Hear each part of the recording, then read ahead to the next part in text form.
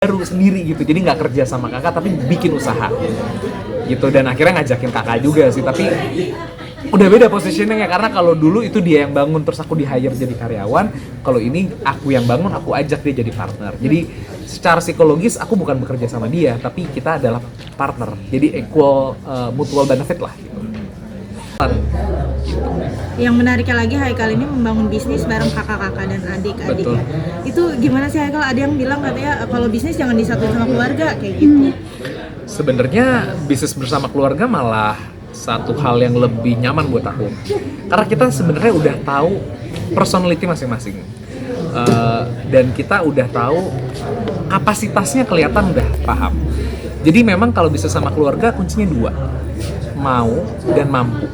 Mau, tanyain dulu orangnya, lo mau ikutan atau enggak, bukan cuma sekedar yuk keluarga besar jadi semuanya harus ikutan gitu, aku nggak mau. Jadi kalau emang dari awal dia bilang dia nggak mau, aku nggak akan paksa. Jadi dari 7 bersaudara memang yang aktif ikutan bisnis hanya 5, yang 2 emang bilang nggak mau gitu. Ya udah, jadi aku tidak memaksa gitu. Terus yang kedua adalah mampu nggak sih, punya kapasitasnya nggak sih dia untuk kerjaan itu. Jadi kita lihat, memantaskan diri. Oh, kakakku yang pertama jagonya dia untuk dealing sama brand-brand, akhirnya dia masuk bisnis kita yang untuk membangunnya B2B.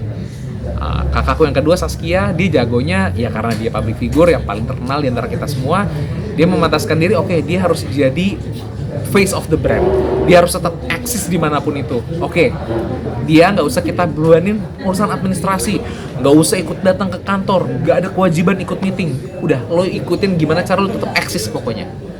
Nah yang ketiga, dia lebih ke orang kreatif dan orang bisnis gitu. Dia yang untuk ngurusin produksi, aku yang memang mengorkestrakan, oh ini buat ngurusin apa. Jadi gitulah, kita semua saling membagi peran gitu. Tapi memang kadang-kadang jadi suka sulitnya kalau ada yang baper gitu kan. Kalau aku pada prinsipnya ini kayak politik aja gitu. Politik tuh kan kita kadang maunya apa tapi caranya nggak bisa langsung gitu kan. Ya kita begini-gini dulu baru kesini sebenarnya. Jadi begitupun dalam keluarga gitu. Maksud kita A, tapi kalau misalnya kita ngomongin langsung itu bisa menyakitkan hati dia gitu. Jadi lebih baik ya kita pakai cara, kita putar dulu ke B, kita putar dulu ke C, baru kita balik ke A.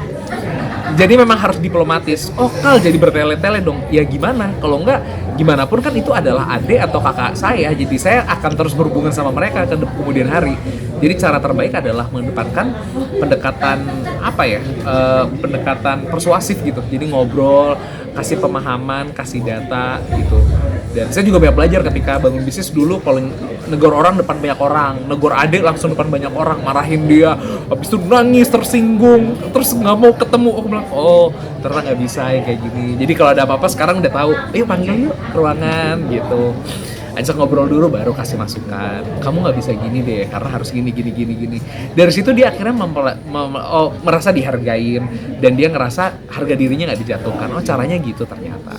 Gitulah, jadi dari banyak hal ini aku banyak belajar sih, kayak oh cara bersikap tuh seperti ini, cara ini begini ya. Memang aku bukan seorang pebisnis yang sempurna gitu ya, pasti punya banyak banget kesalahan, tapi ya mungkin dengan kita by the time belajar banyak bikin kesalahan, jadi kita tahu mana yang bisa kita pakai dan tidak.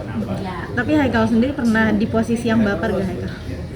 Pernah, jadi waktu itu 2000 berapa ya, 2013-14 kali ya, 2013 kali ya, aku tuh dipecat sama kakakku. Jadi waktu itu